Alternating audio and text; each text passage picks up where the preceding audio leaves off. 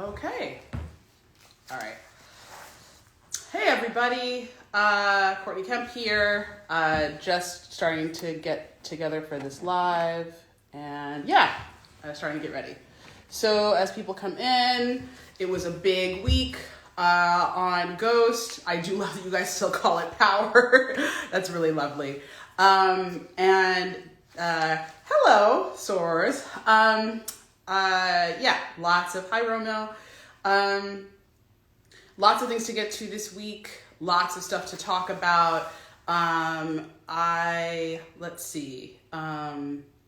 Someone just asked me, you know what? Actually, I'm not going to do that. Well, this week, there were so many different predictions and so many different things that came up for people. And I definitely want to talk about some of the things, and then I kind of want to disabuse some notions.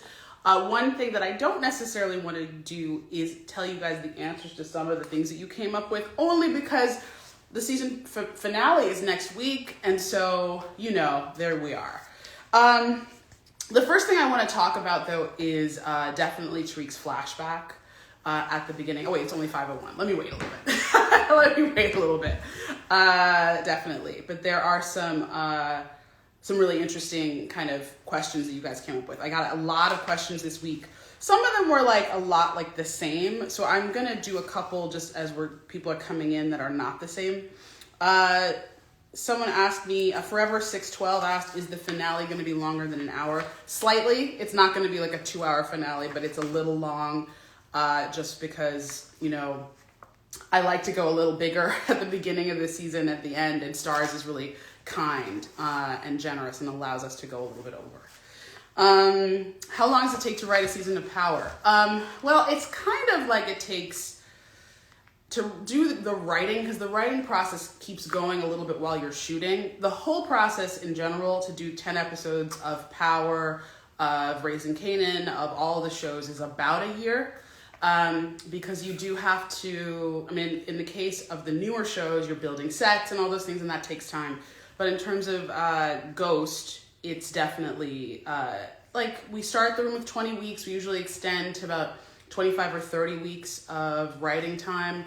But part of that writing time is also editing. It's also scripts, going out and going through the production process. So it's a lot of back and forth, definitely. And it's, I'd say, you know, you're talking at first. So the structure of the room is 5 weeks.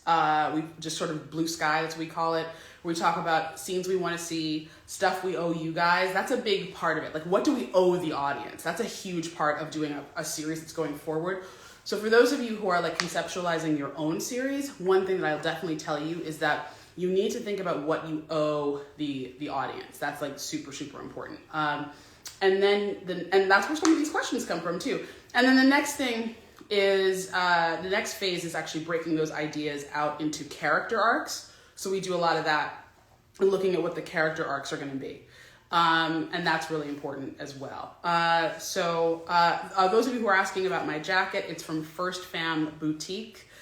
Support Black-owned businesses. And yes, I decided I would rep today. So let's get into some of these questions. Oh, okay. One question is this idea that Ghost and Lorenzo crossed paths in jail.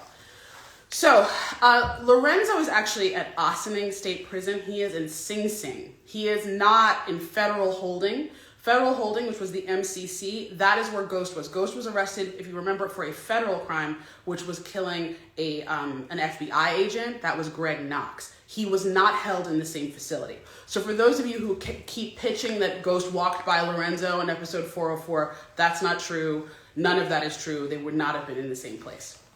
We did shoot in a state prison at one point. We have shot in federal prisons. We've shot in all different kinds of places. But in terms of just the storytelling, that is not it. And so just let that one go entirely. There is no Lorenzo Ghost crossover. Okay, let's see. Another quick question, really easy one. What does Tariq need $2 million for? He wants it for his family. More of that will be explained in later episodes. Oh, hi, Berto. Okay, so, all right. Okay, yes. One of the big things that I definitely want to talk about. Okay. Oh, let's do a little one. Little one. Does Diana taking the drugs help Tariq in a way because he has so much heat on him? No. Diana stealing from Tariq does not help him in any way. That's not good. But it actually shows a level of maturity on Diana's part a little bit, because she's not so far gone on Tariq that she will do anything. Anything to like be with him or anything like that. She actually compromises her own relationship with him in order to do it. Hi, Gabrielle Ryan. I see some of the Force cast is in here, which is really nice. Tamika Ray asks, does Davis's brother's storyline play out, connection to the drug game? More of that will be in season 3. Hopefully, we're looking toward that. Prince Rock 803, why is Trace a stuck-up rich white boy, and will Braden kill him? Well, why is Trace Trace? I mean, Trace is Trace, like that. He is who he is. But someone else asked a good question. Why did he not snitch until now? And I think this is really important. So Kane threatens him, and so does Braden. Braden is like, do not do that. And then Tariq threatens him. If you remember, there's a number of times where Trace runs his mouth, and those 3 people are like, you're not going to do anything. But in the context of his parents' townhouse with his lawyer, in a situation where he feels comfortable, and again, we are talking about privilege, he doesn't understand what's on deck. He doesn't understand what he's doing when he's saying he's going to snitch on Kane Tejada. He doesn't get it. It's Braden who actually gets it in that moment. He understands what Trace is doing, and that he is actually signing his own death warrant by offering to snitch. By the way, Jenny also knows that Trace is signing his own death warrant. So when she comes back and she says to Braden, your brother won't have to testify if you turn on Kane, that's a really important question. Okay, so, all right. Are Lorenzo and Ghost related in some way? No. I'm going to wait a full beat. I didn't actually freeze. No, Lorenzo and Ghost are not related. Okay, next. Why is Effie hated on so much when all she done is, this is Prince Rock 803 again. All she did is protect Tariq, unlike Diana and Lauren. So let's talk about Effie for a second. I think there's a lot of stuff that we should talk about in terms of Effie. So the intention with the Effie storyline, and I do think it's very interesting about how all of you guys, or a lot of you, not all of you, a lot of you do understand that Effie is making a double move and that she's conflicted. And I had a great question in here, and here we go. I can tell you who it was. Trina Glenn 67. What was Effie's motivation to go to Kane about Lauren? Jealousy, or was she looking at a bigger picture? I think this is really, really great, because this is actually true. Effie is doing both. But in terms of Effie's character development, which a lot of you guys were asking for, a lot of you guys were looking for backstory for Effie and character development for Effie and more time for Effie, and something that Alex Lepre does really well.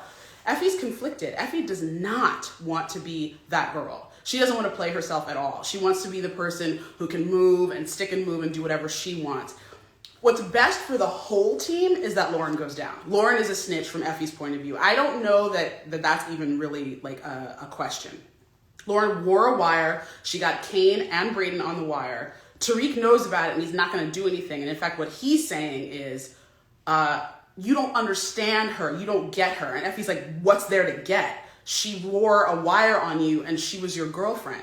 So Effie's point of view, I think, is pretty clean. It's pretty clear. You know what I mean? But why is Effie motivated to do that? There are some feelings there. And every time Tariq talks about Lauren, and you see that in that performance that Michael Rainey is giving, where he's showing he has real feelings for that girl. He really, really wants her to survive. Now, what Effie can't see, she can't see that those feelings are also about having to lose Tasha, having to lose Yasmin, having to lose all these people in his life because of what's happened to him.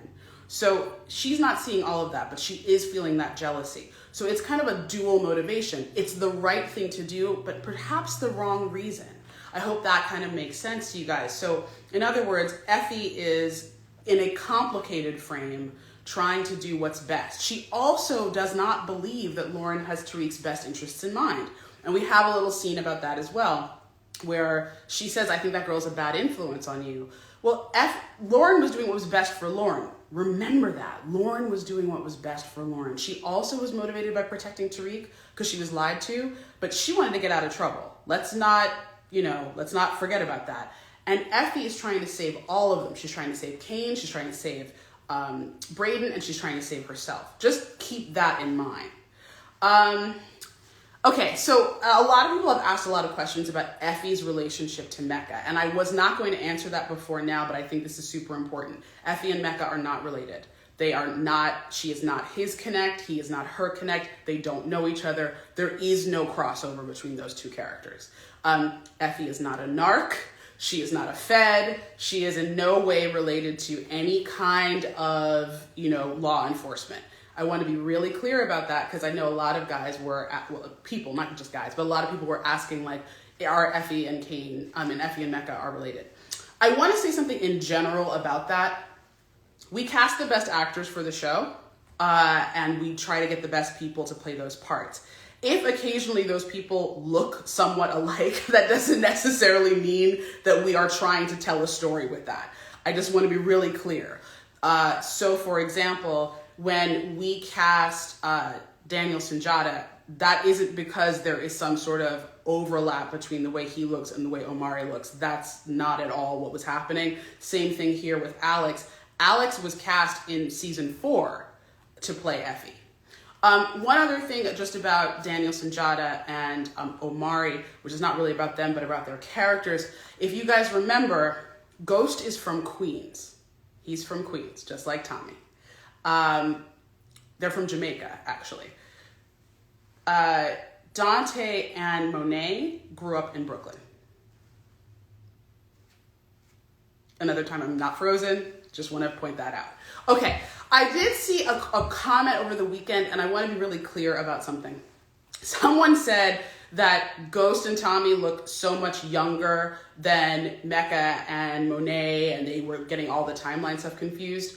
Okay, the shows are running in real time. So when you saw everybody in 2013, they were their correct ages in 2013. These shows are not happening concurrently. They are happening consecutively. So the ages should make sense if you think of it that way. TV show doesn't stop doesn't freeze in time. So if you're trying to track it. Now, I understand that you guys are doing a lot of tracking, and I love that you're that invested. But I do want to caution, they're just TV shows.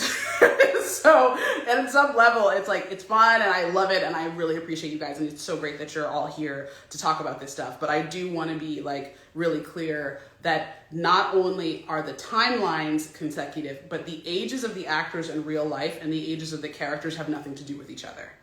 Okay, so Tommy and Ghost are 35 when we start Power. Okay, they're 35 years old. That has nothing to do with Joseph's real age, Omari's real age, all of that stuff. Please, don't do that. Don't waste your time with all that. It's just literally just the timeline.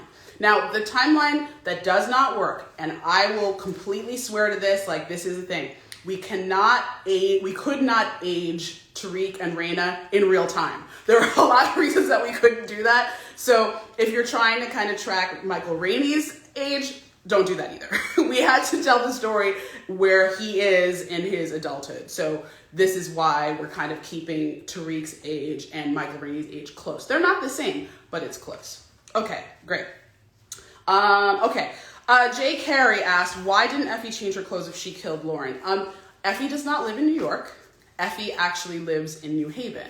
Effie wasn't supposed to be gone that long, so she had to come back and be with Tariq because that's what he's expecting her to do. She can't just go AWOL. That's a really important point, but I like that you guys are asking those questions, but the reality is none of these kids is Ghost. If you are expecting these kids to be able to do these things like professionals, they're not. They're trying to learn it and figure out. The reason that Effie showed up and followed Braden is because she didn't believe that Braden was going to go through with killing Lauren. Now, why is that? Because he's a kid. He's a kid just like her. She's doing things that are coming out of, like I said, dual motivations and all those feelings, but she's acting and reacting. She's not planning really coolly and simply the way that you would see other people. And I want to make it really clear, we do have strategists on this show. Tariq is a strategist. Even he doesn't always do things perfectly, but that isn't to say that always Effie and Braden and all those people are going to make the right decisions or what we would want them to do. A friend of mine is always saying, why do your characters act like that? And the reason is, And I'll tell you guys, if they did everything perfectly, there would be no TV show. Okay, if everyone did everything right, there's no TV show, there's no conflict. I'll give you a big example. Should Diana have run her mouth in episode 8? No, but then you don't get to watch her run her mouth. So it is what it is. Okay, so, okay. Did Effie drop out of school? No, she did not drop out of school. She's still doing her work. Okay, let's see. Okay. Oh, wait, hold on. The Elizabethan era said something that I thought was really smart. You guys do a lot of really smart questions. There are a ton of really smart questions on here. I'm not going to lie. But Lorenzo was upset that Drew chose revenge over business. I doubt he sent those hitters after Monet. This is a smart observation. I'm not going to confirm anything, but I am going to say that I do think that that's just, that's a smart observation. Hold on one second.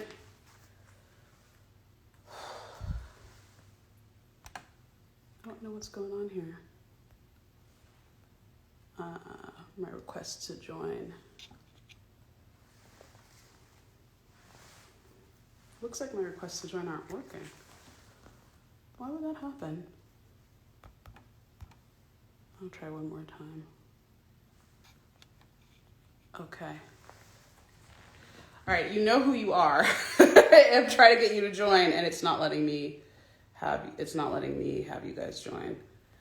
Let me see. Let's see if they come up. That's so strange. I've never had that happen before. All right, well, while I'm trying to get this to work, there's a lot of you who asked me if Lauren is really dead. A lot of you asked me if Lauren was really dead. And what I was going to say is there are lots of questions that you guys ask, like, did Monet kill Carrie? Which I did answer, I think, but is Lauren really dead? That, like, I can't answer that. Why would I answer that? That's going to be like the worst for you guys if I answer those questions. I want you to, like, actually, do your thing. If you know who you are, who's supposed to be joining us, can you just send your request again, please? Because it would not work the first time that I did it. I don't know why. Okay.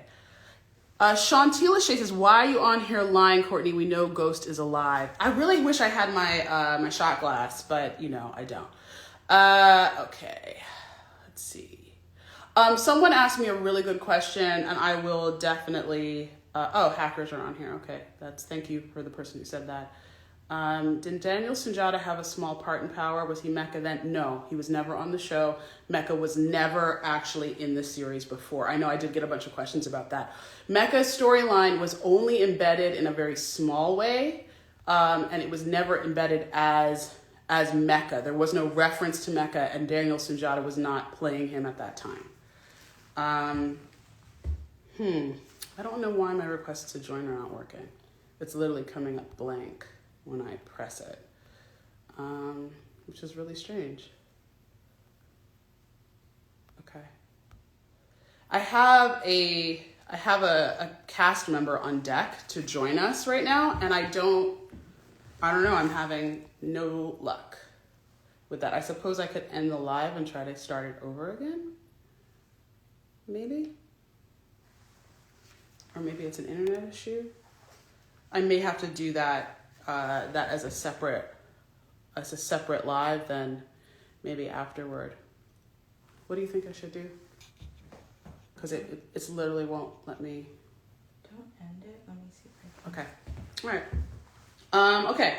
So let's see. I'm gonna go back to these questions, and you know who you are. Just hold tight. I see your second attempt to request.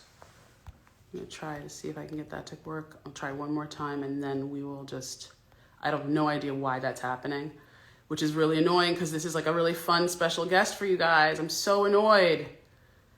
But for whatever reason, it's like there's so many of you sending in viewer requests that I like literally can't. I don't know why my IG is acting up, but it's definitely acting up. And I'm getting nothing on requests to join. Okay. All right, I'm going to keep answering questions. Okay. Let's see if there is. Oh, those of you who are saying clicking their name, Toya, I see you helping me. It won't even pull up names. It just gives me like blank. It just gives me blank. It won't even like literally, I can't even get anything. It's so strange. The rest of it is working. All right. I am not actually going to keep trying. I'm going to just go through the live and see if I can get that a little bit later. And see if I can do like a second thing because it's just not working. All right. Okay. Next question. I'm seeing if there's any questions that you guys have. Okay. Is Power coming to LA? No. We are not planning to do a Los Angeles version. We were going to, and then the Tommy version ended up with being in Chicago. Okay, yeah. Let's see. All right, no hot questions. Okay, so let's see. Some official vibes. Is Tariq going to find out about Tasha and Sean back in the day? Wow, great question. I will send that forward for season 3. That's not something we were planning for season 2. Okay, so there's a lot of questions about Ghost saying that he had a Spanish brother who was in the military. I have no idea what you're talking about. I literally have no idea what that was, like literally. Also, just to say it, the Mecca character is not Spanish. He's not Latino. The Daniel Sunjata is mixed. He's biracial, he's black and white, and so is the character. Thank all of you guys who are telling me how to have somebody join my live and saying click their name. I totally get it. The name's not coming up. It's not, it's like literally doing that. I think what I'm going to do is I'm going to close this live and I'm going to try to see if I can get the person to join without. If it doesn't work, it doesn't work. But yeah, because it would be really great to have this person. Okay. Did you just request me? Just to test it. Yeah. Yeah, it won't pull up any. So I'm going to end the live and then I'll start it over again. Okay, so stay there. I'm going to end the live and I'm going to start over again. Okay, bye. Okay, so I am back. I'm going to try again. My special guest, if you are still out there, can you please do me a favor and try and send me a request again? Hopefully this time it will work. My internet is working, so I don't know what's going on. If you're not a member of the cast, you could really help me out by not sending a request right now because I'm trying to get this cast member on. And so if you could not send a request to be in my live video, if you're not a member of the cast, it would be super great. There we go. Hopefully that worked. Finally! Oh my God! I was literally like, I'm dying here. And I'm like, okay, so are we gonna get him on or are we not gonna get him on? And then all these people are sending me these requests and I'm like, y'all, can you chill? Because I'm trying to get Councilman Tate on this. Yo, let me get in here. CK, Queen Hi. Courtney A Kemp. Listen, How are you? I'm doing well. You look amazing, first and foremost. Oh, I see you representing. Look at the jacket. Okay. I ain't mad at you. Oh, I see you. Okay. I see you. Represent sorority up in here. Listen, I'm happy to be here. I'm sorry that, you had to, start this live all over again. Because I was thinking it's all good. I was like, damn. I was like, am I messing things up? Hold up. You were not. What's happening is when I'm live, I'm getting like a lot of requests. But what happened this particular time is like it would come up and it was blank. So I don't know. But you're on. You're great, and I'm really excited. And now I'm going to ask you some questions. And I want to ask you as a fan too, because there's a lot of speculation out there. So first of all, first thing is to just give you your flowers about how amazing you are. I had lunch with Daniel Sunjata today, and he and I were just like sort of just fanboying out about how amazing your performance is. But thank you. I love Daniel. Sunjata is a good friend of mine. He and I worked together on Rescue Me years ago, and he's one of my Chicago brothers. I'm so happy that he was able to join our cast of Ghost this season 2. Phenomenal actor and even better person. And I'm mad that I didn't get the invite. Damn it. I thought you were in New York. That's why I was like, it's at 8:15 because I thought you were in New York. But you know what? He's one of my favorite people. And I just got to say, just so all of your followers will know that Courtney A Kemp is literally one of my most, what can I say? She's one of my favorite people on the planet. You know what I'm saying? I mean, I love you dearly. You know that. You are phenomenal. for all that you have done for not only this cast, but the crew, your writing teams, the people that you have always elevated. I got to give you your flowers. And we talk about this all the time, how like Courtney just keeps elevating people and giving opportunities. It's obviously a part of your DNA to pay it forward and to always to, you know, lift people up that are around you. And we tip our hats off to you. Thank you. Thank you. I appreciate you. You're so loved. You're so loved.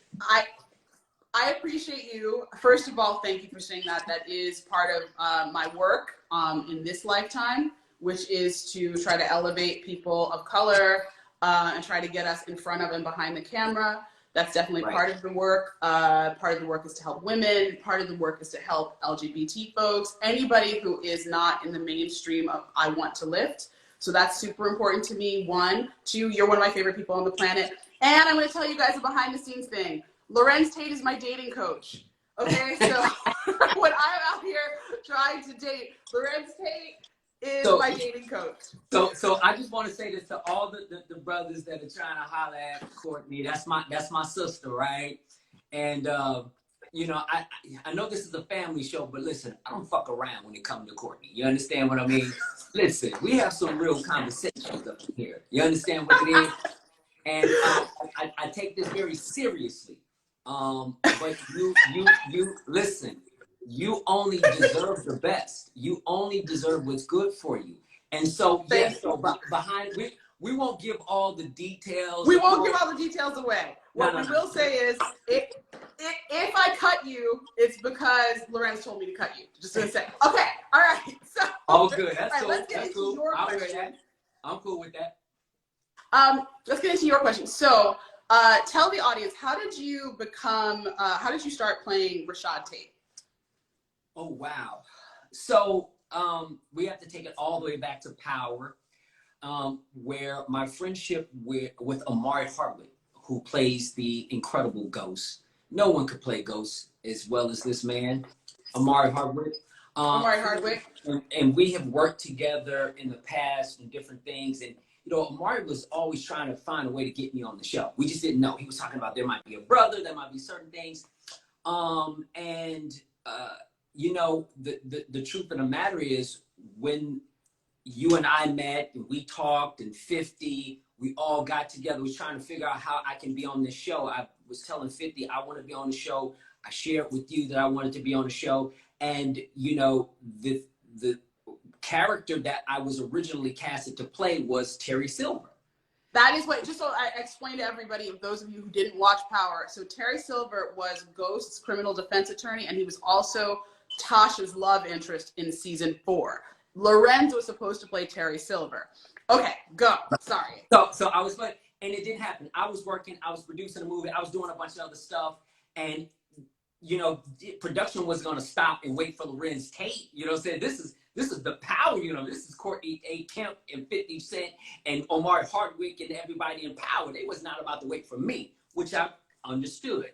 And the role went away, but once I got done with my project, I reached out and I was telling Omari, I was telling 50, and obviously Courtney, I was like, I would love to come back in. I said, listen, Courtney, my agents and managers at the time said, nobody's on the phone with me. This is me calling you, trying to reach out.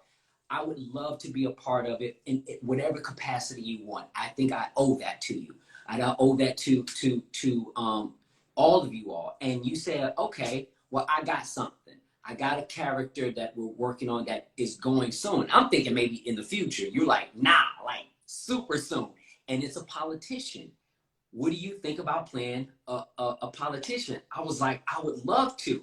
And you said, okay, so I have this really cool character, and you broke it down to me. And you also said, you know, I'm thinking his last name is going to be Tate. And I was like, yo, that's just fire. I'm in. That alone sold me. You know what I'm saying? So once I was able to you know, get that role, I just wanted to come in and land. And I didn't know what I was going to do, how involved I was going to be in it, because you guys were still sort of crafting everything. But it was just like, it was meant for me to do this. The Terry Silver was not meant for me. The universe said, that's not for you. And we did everything to try to to play that role. I really wanted to play that role. And we tried to, but the universe said, nah, nah, nah, nah. You have to play this character. And I appreciate you because this is something I haven't done before. I'm loving Rashad. Everything that, you know, that he's able to do. He's unapologetic. He's, as we all know, he's self-serving on so many different levels. He's far from who I am, but there's a little bit of LT in all the characters I play. There's certainly a little LT in the Rashad, you know, especially when he flips that switch. You know, he ain't bullshitting. When we see a little O-Dog, just a tiny bit of O-Dog, just like sort of pop out, you know what I'm saying? Yeah. Listen, O-Dog still lives. Don't get it twisted. Don't let the smooth taste fool y'all. Understand what it is. It still lives there. And so to be able to have the wonderful story and the wonderful actors and the wonderful world to do what we do is so special. And this show has taken the culture and is part of the culture. I mean, power, the universe is real. And the fact that Rashad is still thriving, I didn't think I was going to get past 4 episodes. You told me, I thought I would come in for 1 episode. You was like, no, I got 4. And then I was doing some other things. You called me up again and said, listen, season 5 of Power. Of course, my team, I'm going to keep it real. At the time, the people are like, why are you doing Power? I was like, oh, y'all don't get it. You know what I'm saying? They didn't get it. And I'm keeping it real with it because they didn't. I was like, nothing. For those who didn't get it that was working with me at the time, you know, they weren't the decision makers. At the end of the day, I'm the decision maker of what I do. And so I decided to come rock. Larenz, wait, Larenz, let me just say something for the audience too. So I've had that happen multiple times where I've approached actors to be on the show and their reps who aren't part of the culture have told them no, not to do Power, but to do something else that is more mainstream, to be sort of like 5 or 6 on the call sheet on like a mainstream show. Now it happens less now, but it definitely, during the run of Power, I would have to approach people and kind of fight with their reps and be like, you don't understand what this is doing in our culture for us, because people kept saying, oh, no, they should be a cop on like this broadcast show. And it's like, no, this is for us. This is for us, by us, as much as it can be, you know? Absolutely. And that speaks to, you know, where we connected, because I totally understood that. As I say, I overstood it. I overstand the movement and trying to tell our stories. And for me, I felt like, listen, I built my career telling our stories. And I've done a lot of television and projects that seem to be mainstream or things that, you know, that may have had a bigger light casted upon it. But I felt there was something super special about Power. And I was a fan. I was like, listen, that's cool. We're good. We work together as a team in terms of reps, but I'm not listening to y'all on this one. I'm not going to do that. And I made the decision now they were happy when the checks started coming in. They had no problems with that. Always. And by the way, when it's like, oh, and it became a series regular gig. Oh, and now you have all these, like, all this heat. Of course, it's always like that. But we as people of color always have to prove and show. It's always about show and prove and all that. And when I called you and I said, listen, I want to do the show. This is me calling you. I said, I'm about that Black excellence for real, on some real shit. And I was like, yo, to have myself and Amari, Tariq, I see what you and 50 are doing. That's Black excellence. No matter what the world is saying, it's what we know. And I was like, I'm with that. I'm with it. And yes, Black excellence is mainstream. Yes, Black excellence is global.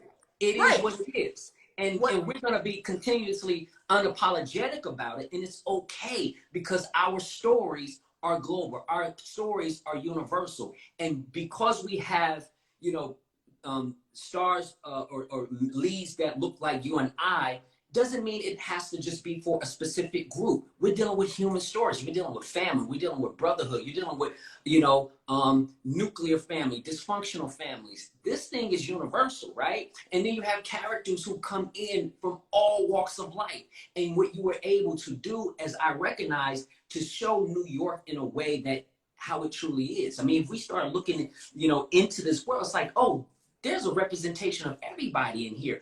And at the time, people didn't see that. The mainstream didn't see that. But well, can I just say, Yeah, Can I just say real quick that actually when you say the mainstream didn't see it, I think one thing that people don't understand is how little recognition Omari has gotten.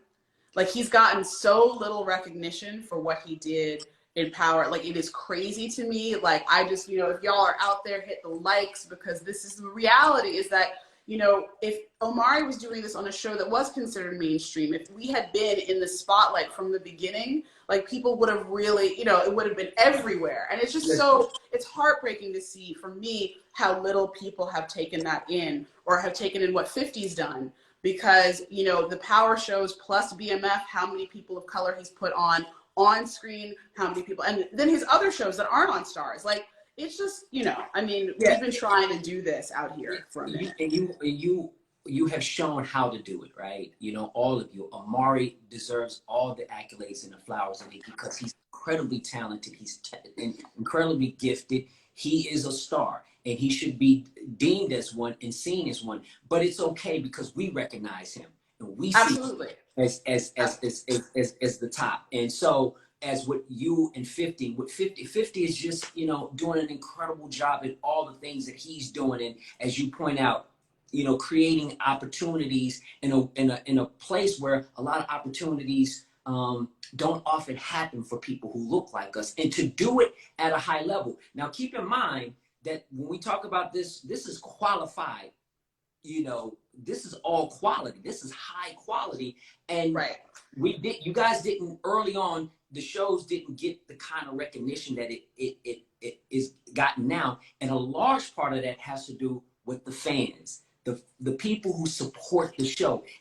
That is what this was about. That's who really helps push this all through. Are the fans, the diehard fans and we thank you because without the support of the audiences who felt like they were being represented, entertained, connected, you doing all of the things that you're doing, like your lives and communicating. People, showrunners and creators don't really do what you're doing. They don't sit up and really try to connect with the audiences. It's because we care. It's because we care. That is absolutely right. That's why I do this, because it's because I care. All right, I'm going to ask you one last question. Well, actually two, real quick. Okay, so the first one, because it's a behind the scenes thing. Who is your favorite person to work with on Ghost? Now we know about O, because that's your homie, right? But like, who's your favorite person to do scenes with on Ghost? No question, Larenz Tate. Larenz Tate, my brother.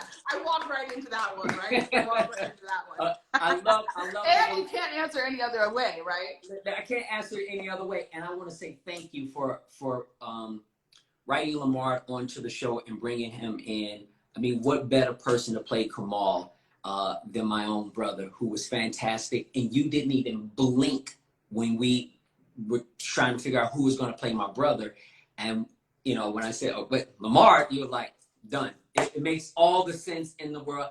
Totally get it. So, and Lamar loves you. He says thank you so much. And our families, you have no idea what you've done.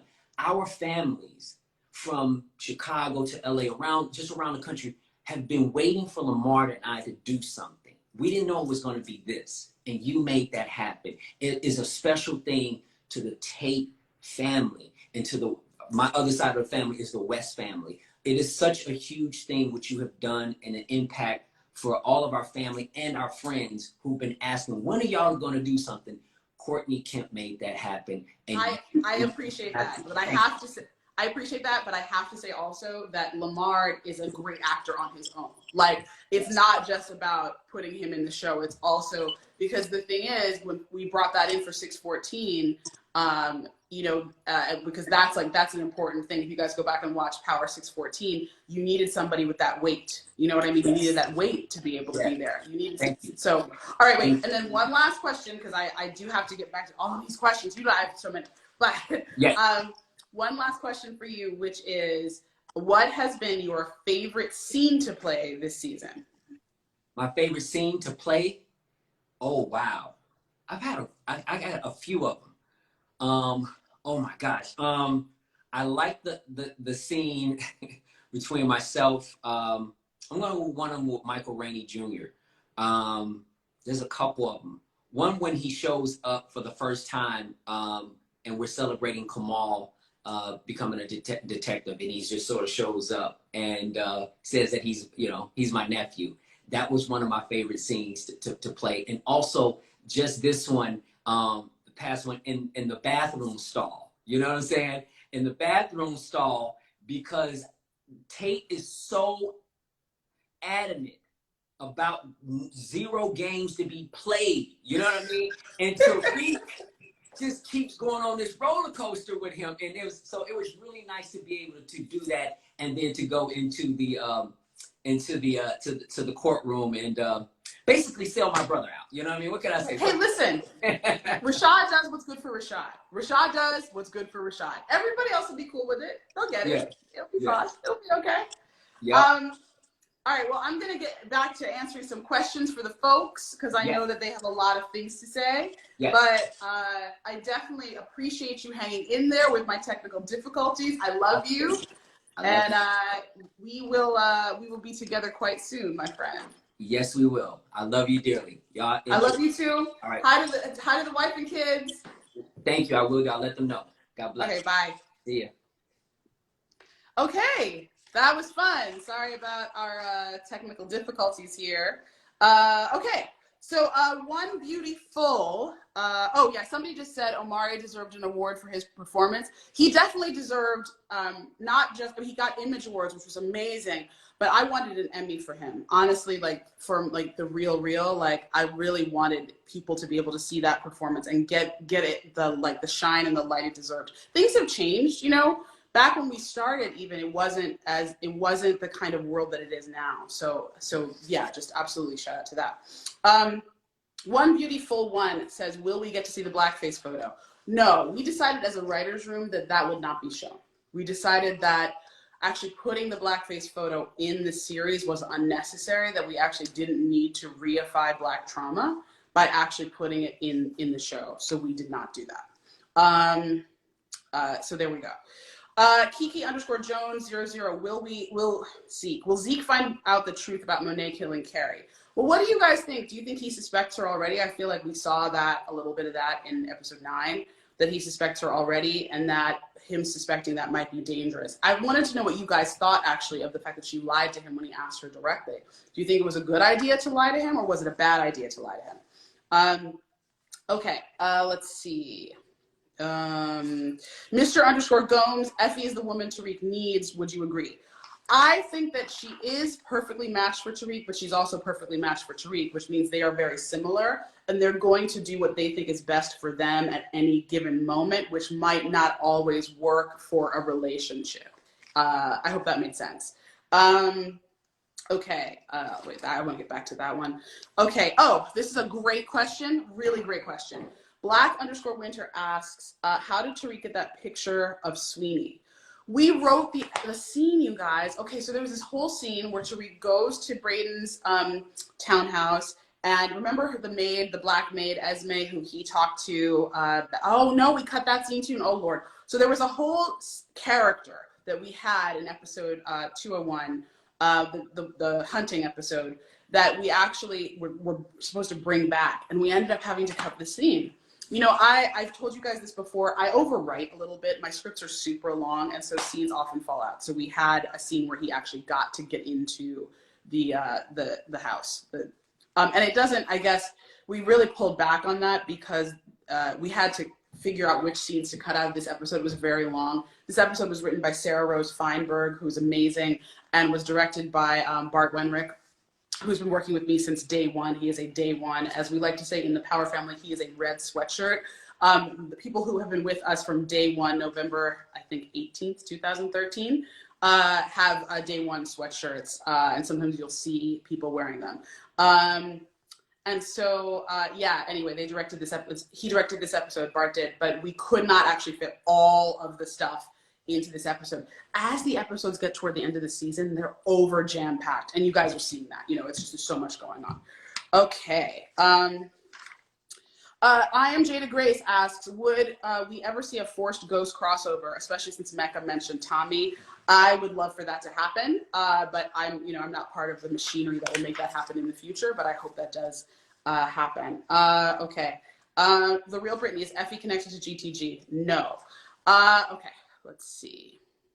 Are there any questions up here that I need to get to? I don't want to make sure that I'm not ignoring you guys who are turning in live. Let's see. Courtroom scene. Yes. Oh, so nice. Isn't Larenz amazing? Like, he really is one of my closest friends. Oh, someone else is asking if Tariq will get a car. I think I addressed this already, but if you are from Manhattan, you know, it is what it is. Like, you grow up in Manhattan, you may or may not drive. I think we talked about that a little bit. Let me just see if there's any. Yes, Zeke suspects her. That's correct. Oh, I love this. Megan the stylist said it was a bad idea for Monet to lie to Zeke because Mecca saw her lie with a straight face. I think you're right, and I also think that there's something really interesting there, which is that he learned that she would lie, and he also backed her up. How did you guys feel about the fact that he backed her up? He could have chosen not to, but Dante decided to do that. Speaking of Dante and his relationship with Monet, another great question from Money Habit 92. Does Mecca care about that ring, or does he want the bag because of the info in the bag? It is both, but that ring is very important. That is an engagement ring, and do you know who that engagement ring is for? I think you guys do know who that's for. Footy Fan 101 asks, who came up with the phrase the goat of global snitching? I don't remember. It was either me or Sarah Rose Feinberg, and I can't. Okay, my best friend is on here. Dramatic. Hi, Kish. Bad idea because he might go George from a Bites and Met on her ass. Okay, I love that was a literary reference and on her ass. This is why I love this woman. That is my best friend. Okay. Tony 0219. Will Braden tell on Kane to protect himself and his family as well as Tariq? It may lead back to him.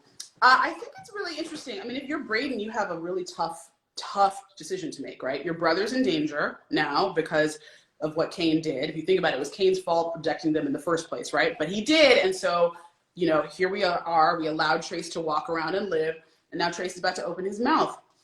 Do you rat on your brother? Like, do you let your brother hang out there and testify? Do you rat on Kane to Jenny? Like, what are you gonna do? Okay, so I think I answered this already for those of you who missed the first live. Did Ghost walk past Lorenzo in episode 404 of the original Power? No, he did not. They were in two different institutions. Okay, more of a guest. Tishi, Mecca is Effie's plug. No, he is not. Okay, is Lorenzo mad? Kane Tahada asks, is Lorenzo mad at Diana because she lost her virginity to Tariq? He's not thrilled. He's not thrilled. He's not thrilled at all. Not a good idea. Josie Kings asked, who is Tariq's, oh, hey, Frank. Who is Tariq's main love interest? I think Tariq has to love himself most, but if I had to say who does he love most in the world, the person he loves most in the world is Tasha. That never changes. It's obviously not a romantic or a sexual love, but that's the person he's always focused on. And so some of that feelings about Tasha, the guilt about Tasha, actually spills into his kind of relationship with Lauren and trying to protect women around him. Thank you for the compliment that I am beautiful. I appreciate that. Let's see. Okay. Let's see if there's anybody who I need to. Oh, okay, I'll get to that question. All right. Courtney, am I not part of Force? I did executive produce, and I will continue to executive produce, and I am part of the show and the casting process. But as you guys know, I have left Lionsgate Stars, and now I'm on Netflix, and I'm coming with new shows and movies and just doing like a whole other thing. But I'm still connected to you guys, to the Power fans, and I always will be. Okay, let's see. Okay, Anthony, 1975. If Mecca dies, the feds are coming. Why don't Mecca tell the feds that he's been compromised because of Tariq? Mecca is not supposed to be in the country. Mecca is supposed to be out of the country. And that little detail, you have to like kind of listen for that because Davis says that. But that is absolutely true. So he's not supposed to be here, so he's not supposed to be calling for help and saying, hey, I came to New York and I was compromised. Harlem Rhapsody, does light-skinned Keisha feel bad for what she did to Lauren? I'm not sure. Oh, maybe she does. I don't know. I don't know how deep Rushandria's guilt for that might be. K Mendez 05, can Effie be trusted? I think Effie can be trusted to do what's best for Effie. I have a question for you guys. I don't know if you agree with this or not, but one thing that I think is interesting is that I feel as though the requirement for Effie, sometimes for the fans, is that she be perfect or that she like be completely loyal to Tariq. But being loyal to Tariq in this case means not being loyal to herself. Like there is a snitch out there, and if Kane got arrested, Effie's part of Kane's drug organization at this point. So is his mom, like so is Braden, like they're all in it together. So the question really is like, is Effie being disloyal to Tariq? Sort of. She's going behind his back to Kane, but what is the right thing? Is Tariq making the right decision letting Lauren live? I mean, I think that's part of it as well. I think what you'll see over time is that in the ways that they can be loyal, both Braden and Effie will ride for him until the wheels fall off. Oh my goodness. Hi, Cliff. I see that Cliff is in the building. That's Method Man. I'm sorry. I use his given name. It's harder to say Method Man when you're on set. Like, hey, Method Man, could you? It's like, no, it's just, we're all grown ups. All of us are over 40. Hi, Cliff. How you doing? Okay. Underscore little bitty. Why was Monet so calm when she found out Mecca and Dante are the same person? This is a great question. And I'm going to say something that is a lot of women may relate to, or people who have been tricked in a romantic relationship. Her reaction very internally is, I should have seen that shit coming. Sometimes you're not even mad at the other person because you're like, man, I fucking played myself though, for real. Okay. All right. C-Trip3 underscore, will Kane try to kill one of his family members? He may have to. A couple of his family members are tripping. They're tripping, to be honest with you. So there we go. Okay. How many deaths are there in the finale? I mean, why am I going to tell you that? Oh, hey, I will tell you guys one thing, though. I am planning to do, not after the finale next week, but I'm planning to do the week after the finale. I'm going to do a, like, From the Beyond the Grave live, and I'm going to have some guests on who were killed this season. So definitely tune in for that, and I'll tell you guys about that. That'll be after next week. Okay, let's see. A lot of you guys are asking about, did Effie let Lauren live? I, of course, am not going to answer that question. And I do see that sometimes you guys are like really angry that I don't answer specific questions. Again, the reason I don't answer them is because I don't want to spoil what the answer is. I could sit up here and tell you guys everything that's going to happen all season, but I don't want to do that. And also, I will also say this, no matter what I say, there are going to be some of you who are going to be like, that's really predictable, or I thought that, or whatever. And I'm just like, okay. So you'll get it when you get it, and then you'll talk to me about it later. I'm always here for you to yell at me afterward. I know. Okay, let's see. Other questions. Oh, okay. TJB520. Why did Effie look as though she felt guilty about what she did or didn't do to Lauren? She felt very guilty. And I'm just going to say Effie had no bodies on her prior to that. And I'm not going to say that Lauren is dead or not dead. That's not what I'm saying. What I'm saying is that whatever Effie's process has been, she doesn't feel great about it because it's not the process necessarily that Braden or Tariq would have wanted. All that said, I'm not going to say anything about what else may have happened, but I will say this, that there was a reason specifically that song is playing at the end of the episode. For those of you who need to, go back and listen to the song. It's very important. The other thing is, and I think this part of episode 9, and it's like a mini story in there, you know, I'm sure you've heard showrunners say like A story, B story, C story, D story. The Effie story in episode 9 is really about her, and it starts in episode 8, at the end of 8, but about her realizing she's in love with Tariq, like really in love with Tariq, and what that means for her, and what that means for her compromising some of her own decisions. Okay, let's see. I'm gonna try to finish up because it's almost 6 and we had that little delay in there. Okay, let's see. You guys are hanging at 8,000 strong though, so I really appreciate it. Okay. Oh, okay. So there's a few of you who are asking about Zeke's age and what happened and how it got to the press and who leaked that and why. I am just going to say that if you're asking those questions, you are asking the correct questions, and I'm just going to leave it at that. Okay. X Key asked me, so hey, Courtney, here's my question. Is Mecca going to die? Why would I answer that question? I don't understand. Why would I ever answer that question? Okay. It's Nikki's world too. Why doesn't Lorenzo acknowledge that Diana helped get the product back?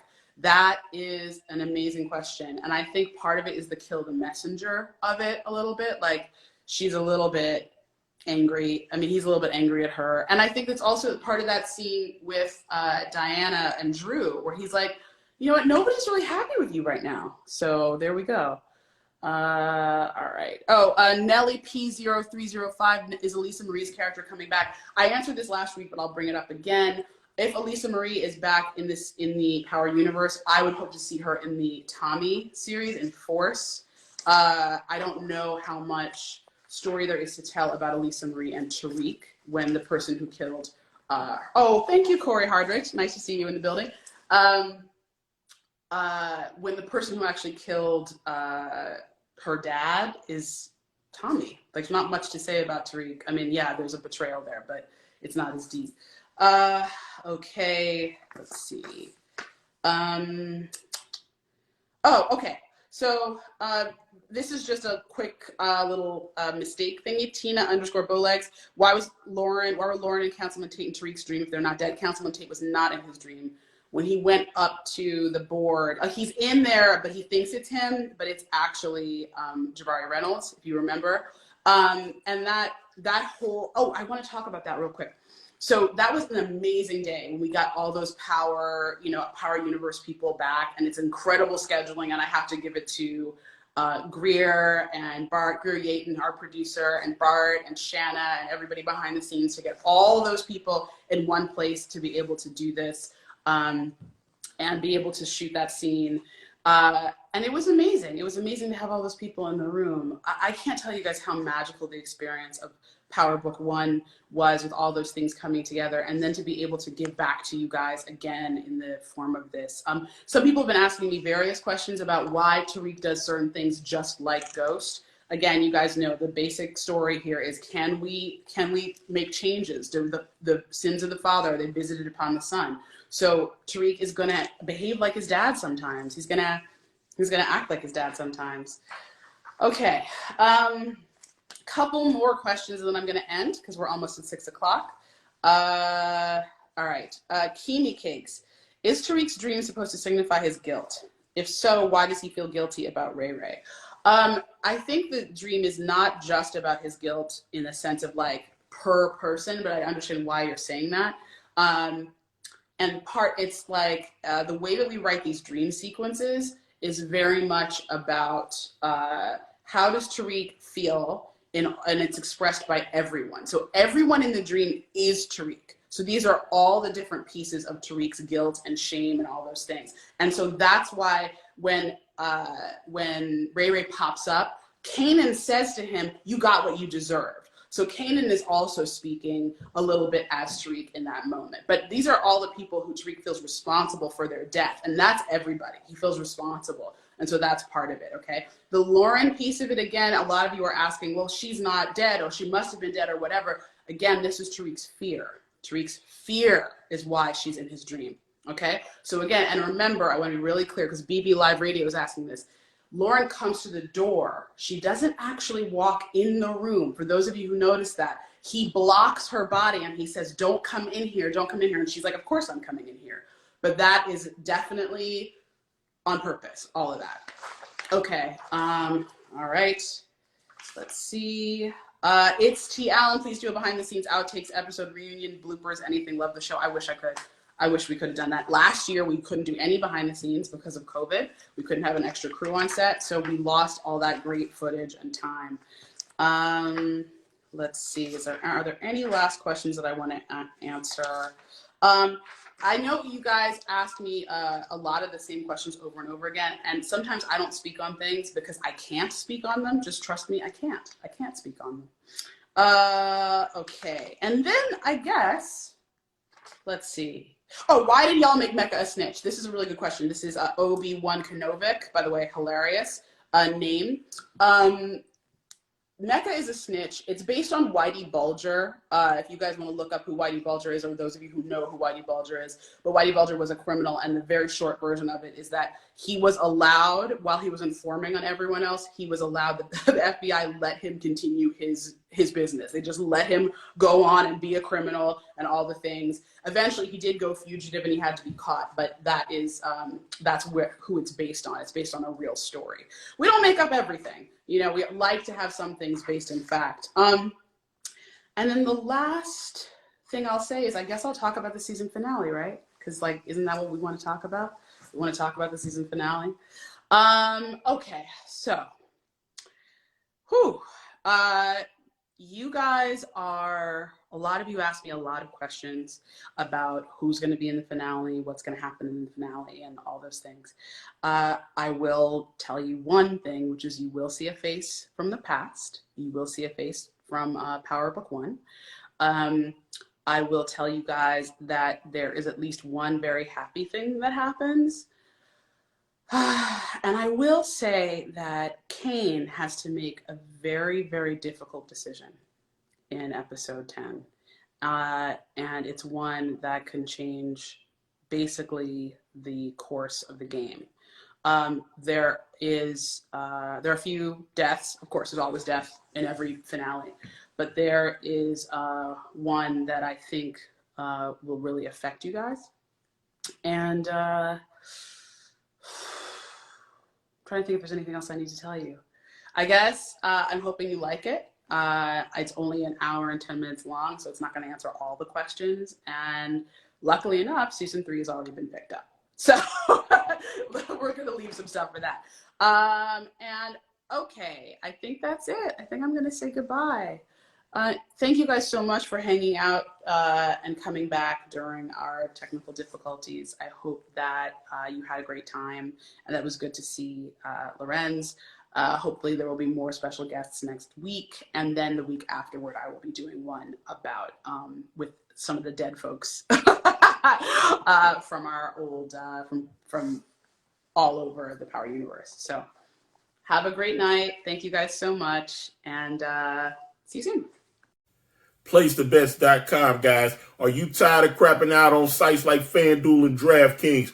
Go to PlaceTheBets.com. Set your fantasy lineup. Baseball, football, basketball, hockey. They got them all. They'll set your lineup. 30 days is only $1. You can go, you can sign up right now. That 30 days is only $1. PlaceTheBets.com and get that Skrilla. Thank you for watching. Please like and subscribe, and please check out my podcast at anchor.fm/AkariPress, or just type in Akari Press on your favorite streaming platform today.